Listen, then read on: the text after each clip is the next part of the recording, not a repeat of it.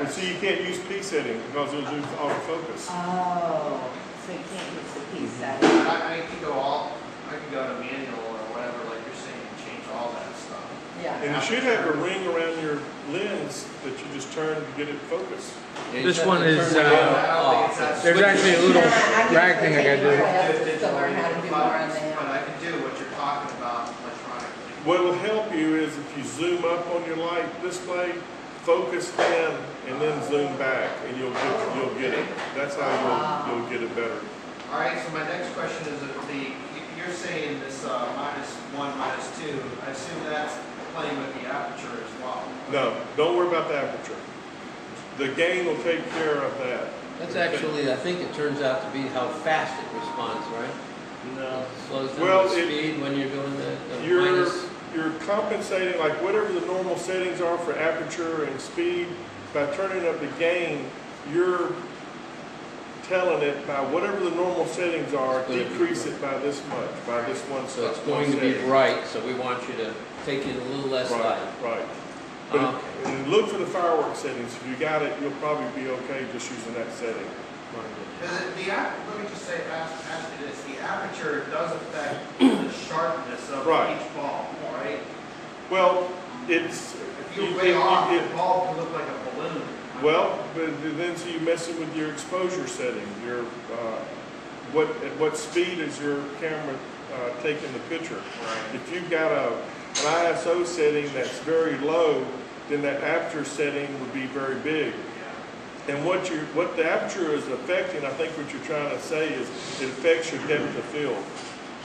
If you've got it opened up real big, you've got what's called a shallow depth of field. You may have, like, I might be in focus, but this wall would be out of focus. Right. Whereas if you have a higher speed and you go to a smaller opening of the lens, then me and the wall would be in focus.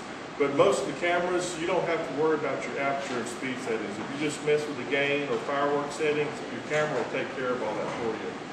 And you're not trying to be real artsy and trying to mess with depths of field like that anyway. And if you are, your zoom you can get the depth of field by getting way and then zooming up on it, and you'll change your depth of field. In fact, that's what they do in the movies.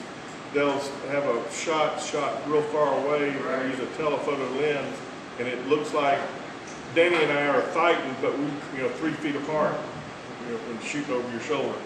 That's something that you can do if you want to get that shallow depth of field. But most of the time, your display covers a wide enough area, you don't want that depth of field. And you can do a handheld shot. You can take some shots up real close. In fact, when the news people came out and did Denny's house, one of the things he did, he took his camera, walked down the lights, taking pictures of lights just flashing real close to the camera, and then the guy went and edited into his video where he wanted to. So you can insert anything you want to add a more art flavor to it. Yeah, I did that with this year's videos that I still haven't brought to you, but one of the walkthroughs of the audio was just me walking around the yard finding things, and then figured if you saw something you liked, you just pluck it out for a minute. Exactly. And it may be from a completely different song because you're just seeing the lights flickering, and that little bit of flickering isn't going to matter. So it's just, you can get as creative as you want to. This one, the reason I brought this video is because I was doing a lot more jumping around from camera to camera, and the song was so good for that it kind of lended itself to it. That's the point too. It depends on the song. Like you get a slow song like Silent Night or something like that, you could actually use, if you notice I didn't use any fades, just quick cuts and stuff like that.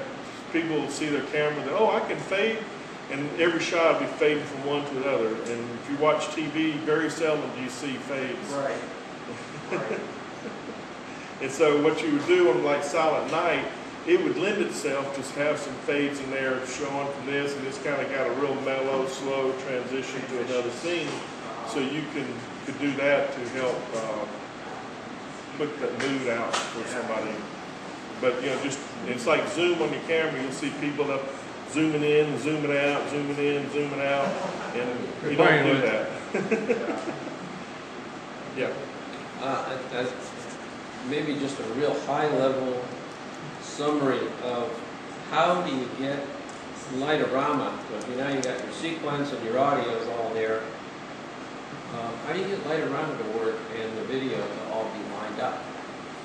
You talking about doing a live show? Yeah.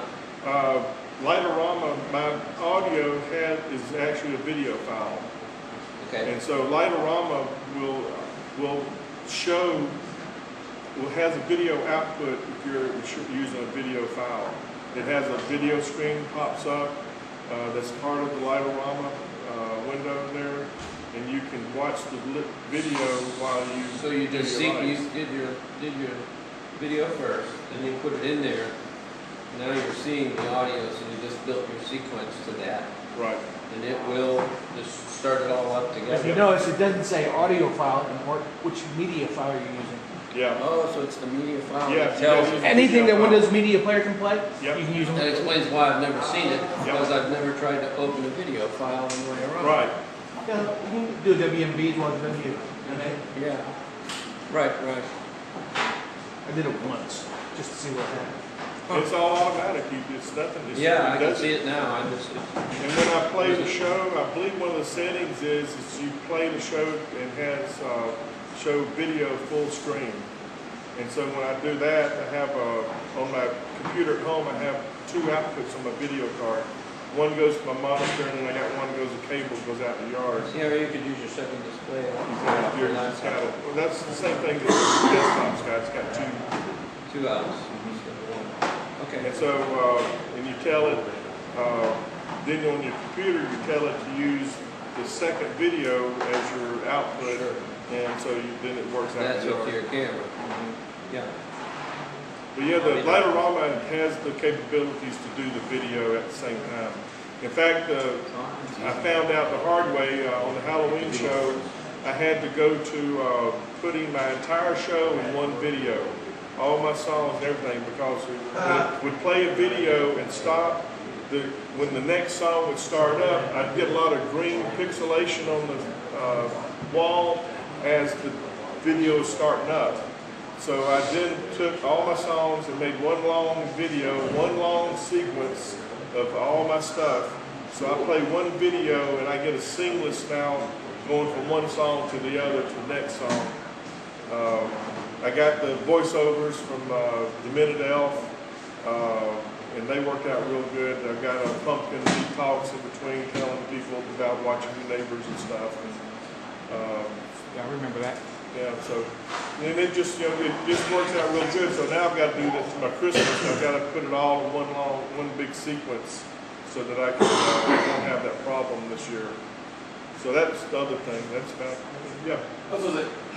Regardless of the software they use for editing, does it most of them require like a separate or more high-powered graphics card?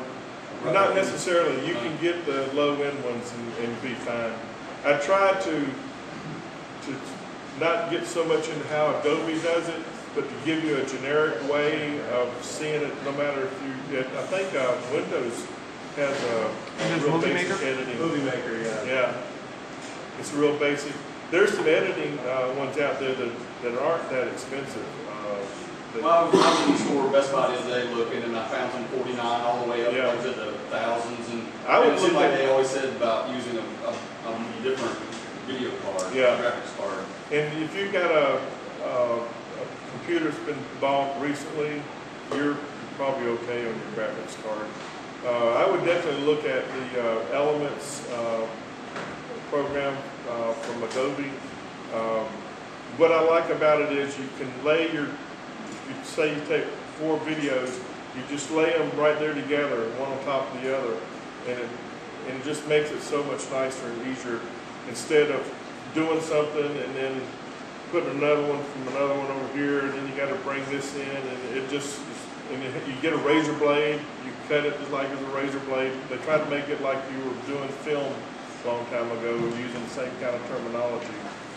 And you just cut it and just delete that piece out and it's gone, and you got the piece you wanted in there. And you can even, after you cut it, you can even grab the end of it and go back and forth with it to stretch it or shorten it if your cut's not right where you want it at. So It's really an easy to use program. At first, kind of like, oh my God, what am I going to do with it? But then they're pretty good about it. And there's videos out there to help you on it also. I guess that's it. Cool. Thank y'all very much. Thank I you. enjoyed it.